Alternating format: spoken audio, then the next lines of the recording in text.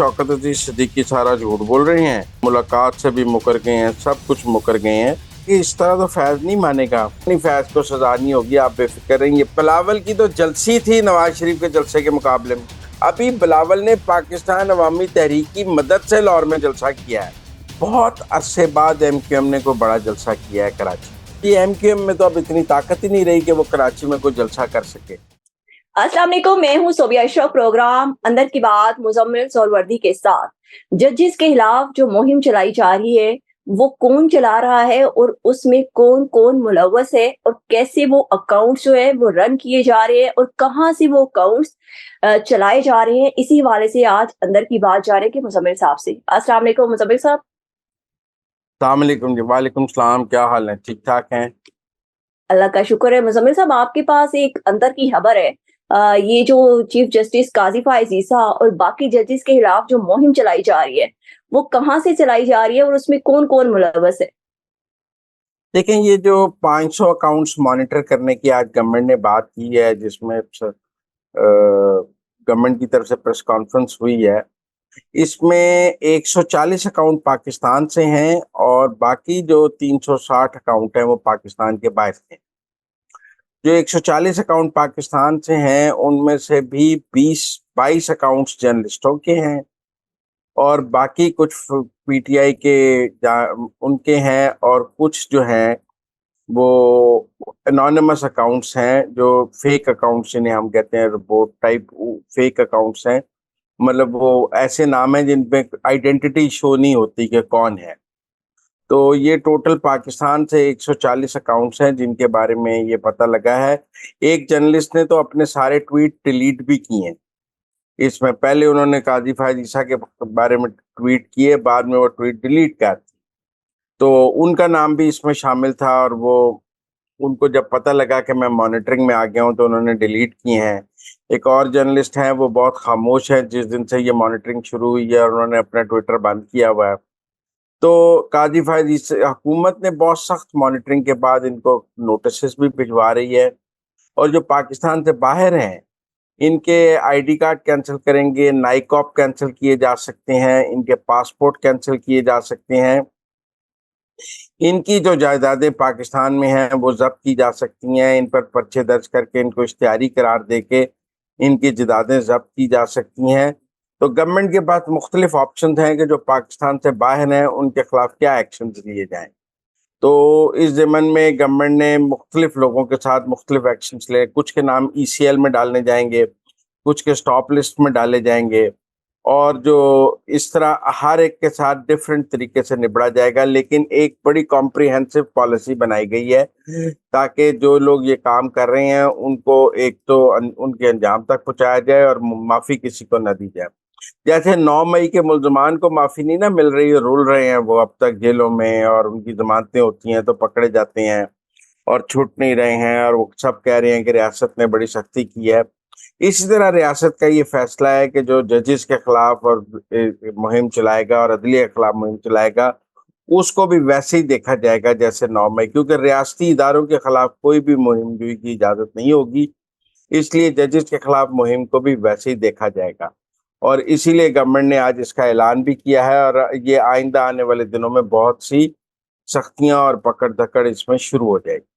मुहिम साजी करने वालों को बिल्कुल नहीं छोड़ा जाएगा। मुजम्मिल साहब, ये तो आपने बड़ी अंदर की बात बताई है कि जो लोग अकाउंट्स चला रहे हैं जो या जो मुहिम जोई का इस हिस्सा है, अब उनके खिलाफ खतरे की घंटी बजा दी गई है। अच्छा, एक और अंदर की खबर है आपके पास जनरल फैज हमीद के हवाले से। उन्होंने जवाब दे दिया है शौकत अजीज सदीकी को। क्या जवाब दिया है? देखिए, वो तो सारा मुकर ही गए हैं। उन्होंने कहा शौकत अजीज सिद्दीकी सारा झूठ बोल रहे हैं और मैंने कभी अदलिया पे कुछ नहीं किया, और वो तो सारा मुकर ही गए हैं, मुलाकात से भी मुकर गए हैं, सब कुछ मुकर गए हैं। तो मैंने तो पहले ही कहा था कि इस तरह तो फैज नहीं मानेगा। अगर इमरान खान ये मुतालबा कर सकता है कि आजम खान और सारे गवाह जो हैं वो कुरान पर हलफ देकर गवाही दें, तो फिर फैज को भी कहा जाए कि वो इसने जो बयान दिया है वो कुरान पर हलफ देकर दे दें। वैसे तो फैज ने ख्वाजा हारिस को अपना वकील कर लिया है, और लोग बड़ा आज मुझसे मजाक कर रहे थे कि देखें ख्वाजा हारिस नवाज शरीफ का वकील था, नवाज शरीफ को सजा हो गई, इमरान खान का वकील था, इमरान खान को सजा हो गई, अब वो फैज का वकील बने। मैं कह नहीं, फैज को सजा नहीं होगी, आप बेफिक्र रहिए, ये पहला मुकदमा है जो ख्वाजा हारिस जीत जाएंगे। लेकिन देखें, एक तरफ इमरान खान साहब ये अपने आप बड़ी साइफर अंदर की खबर दे रहे हैं कि ये पहला मुकदमा जीतेंगे ख्वाजा हारिस साहब। ख्वाजा हारिस साहब में जो जीत जाएंगे। देखिए, अगर इमरान खान साहब ये मुतालबा कर सकते हैं कि आजम खान और सारे साइफर के गवाह जो हैं वो कुरान पर हलफ दें, और उनके लिए कुरान मजीद अदालत में लाया गया और सबसे कुरान पर हलफ लेने की बात हुई इमरान खान के मुतालबे पर, तो फिर शौकत अजीज सिद्दीकी के को भी ये मुतालबा करना चाहिए कि जनरल फैज हमीद जो है ना वो कुरान पर हाथ रख कर बयान दें कि उन्होंने अदलिया पर दबाव नहीं डाला, उन्होंने शौकत अजीज सिद्दीकी को नहीं निकलवाया, वो नवाज शरीफ को सजा नहीं दिलवाना चाहते थे, वो कम से कम कुरान पर हाथ रखकर तो ये बात कहें ना। ख्वाजा हारिस के वकालतनामे पर तो यकीन नहीं होना चाहिए। तो यहाँ तो काजी फायद ईसा जनरल फैज को अदालत में बुलाकर कुरान पर हाथ रखकर बयान ले लें। यहाँ मेरा मतलब है कि इमरान खान को भी ये हक नहीं होना चाहिए कि अपने खिलाफ आने वाली गवाहियों पर कुरान पे हाथ रखवाए, या फिर सबको हक होना चाहिए कि वो अपने खिलाफ आने वाली गवाहियों पर कुरान पे हाथ रखवाएं। ये हक शौकत सिद्दीकी को क्यों नहीं मिल सकता कि वो भी कहे जनरल फैज ने जो कहना है कुरान पर हाथ रख कर कहें, वरना ना कहें। तो मैं तो समझता हूँ कि जनरल फैज को फैजाबाद धरना केस में भी और ये शौकत अजीज सिद्दीकी केस में भी, दोनों केसेस में उन्हें उन्हें इस बात पर मजबूर किया जाना चाहिए कि वो जो कहें कुरान पर हाथ रख कर कहें, बावजू होकर मस्जिद में, वरना उनका बयान ना लिया जाए।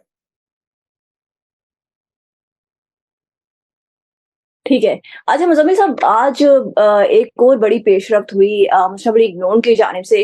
नवाज शरीफ साहब ने अपने इंतखाबी हलके NA 15 से मानसेरा से आज जलसा किया।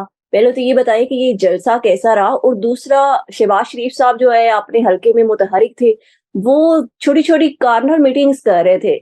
ये नून लीग की इंतखाबी मुहिम का प्लान आखिर है क्या? क्योंकि उस तरह से माहौल नहीं बन रहा जिस तरह बनना देखिए, चाहिए। आज आपने लगता है नवाज शरीफ का जलसा नहीं देखा। आज लगता है आप कहीं शॉपिंग शॉपिंग करती रही हैं और आपने नवाज शरीफ का जलसा बिल्कुल नहीं देखा। नहीं, नहीं अगर मुज़म्मिल आपने साहब, उनका देखा, मैंने देखा है, इसीलिए मैंने आपसे पूछा है कि उनका नहीं पहला नहीं, अपने मुझे हल्के लगता में है आज आप इंतखाबी जलसा जो है वो कैसा रहा? सारा दिन काफी मसरूफ रही हैं आप, और आपको आज नवाज शरीफ के जलसे की कोई फुटेज देखने का भी मौका नहीं मिला ना, लिहाजा आपने ऐसी बात की है। मेरे ख्याल मैंने में तो कंपेयर मानसून करके आपसे पूछा है कि नवाज शरीफ साहब आप ये जो है बताएं वो कि जलसा कर रहे लाहौर, हैं, उधर नहीं कॉर्नर नहीं, मीटिंग्स हो रही हैं।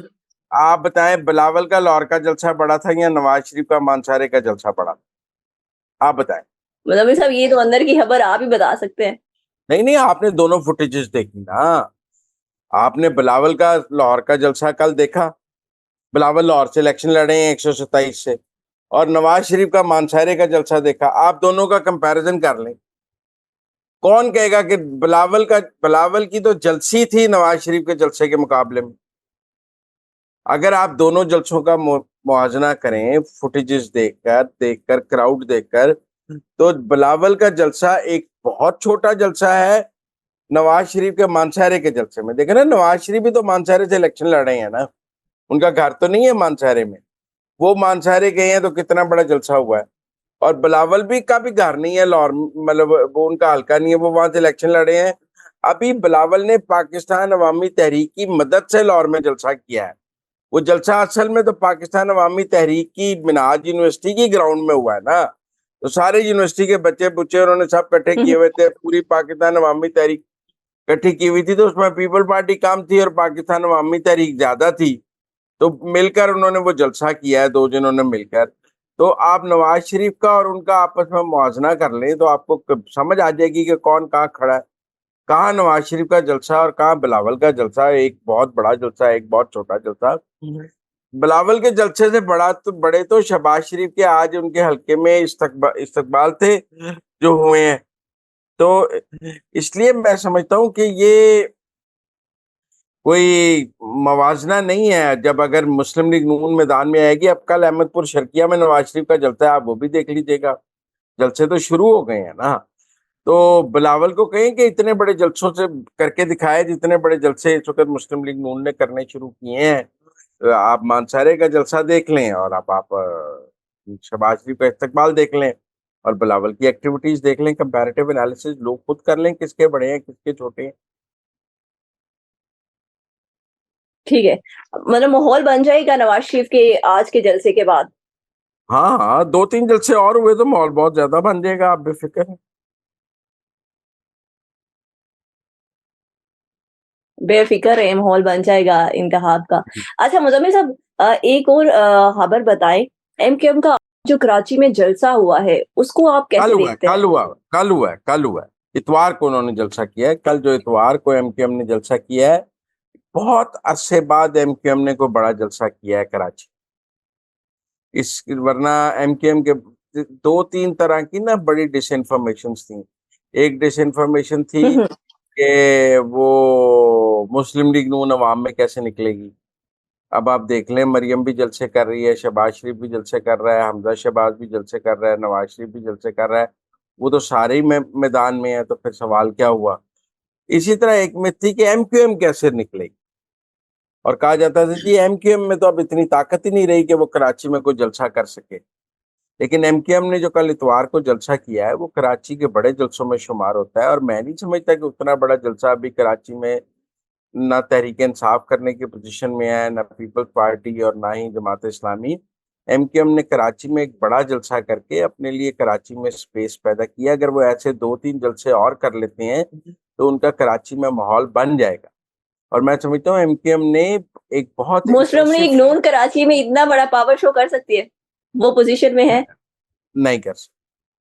एमक्यूएम ने बड़ा पावर शो किया है, और वो एमक्यूएम कराची की बड़ी पार्टी है। जैसे एमक्यूएम लाहौर में शो नहीं कर सकती, ऐसे नून कराची में नहीं कर सकती, तो इसलिए वो उनका स्ट्रांग होल्ड है। लेकिन मैं समझता हूँ कि एमक्यूएम ने कराची में एक बड़ा जलसा करके, एक तो एमक्यूएम लंदन को भी चैलेंज किया है कि सब कह रहे थे कि जी एमक्यूएम लंदन के अलग होने के बाद से एमक्यूएम पाकिस्तान के अंदर वो ताकत नहीं रही है, एमक्यूएम पाकिस्तान कुछ करने की पोजीशन में नहीं रही है, सारा जादू तो एमक्यूएम लंदन का है।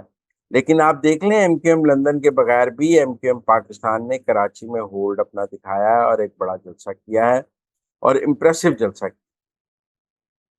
थैंक यू मुज़म्मिल साहब कि आपने हमें अंदर की खबरों से बाखबर किया। मुज़म्मिल साहब के मुताबिक एमक्यूएम का कराची का कल का जलसा बड़ा पावर शो था, और इस तरह का जलसा कोई और पार्टी करने की पोजीशन में नहीं है। इसके साथ ही मुझे इजाजत दें।